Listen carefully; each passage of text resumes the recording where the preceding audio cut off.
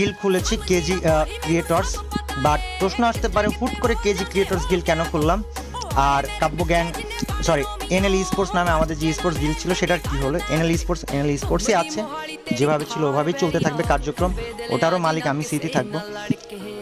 KG creators বা বাংলাদেশের সকল কন্টেন্ট ক্রিয়েটরদেরকে নিয়ে একটা গিল্ড খোলা, যাতে করে সবাইকে কন্টেন্ট ক্রিয়েশন এবং অন্যান্য সকল দিক থেকে হেল্প করতে পারে, অ্যান্ড বাংলাদেশের কন্টেন্ট ক্রিয়েশন কমিউনিটিটা ফ্রি ফায়ারে আরও বেশি স্ট্রং হয়।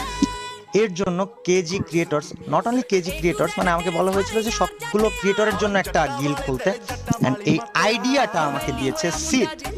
তোমরা যারা আমার বন্ধু সিদকে চিনো না, সিদকে সার্চ করে ফেলো ইউটিউবে, ইটস কাব্য আর সিদ লিখলেই পেয়ে যাবা, SYTH। সো এই গিল্ডের মেইন অ্যাক্টিং লিডার থাকবে সিদ, আর বানি এবং অন্যান্যরা যারা আছে ধীরে ধীরে আমরা তাদেরকে ঠিক করবো কাকে কি রোল দিব।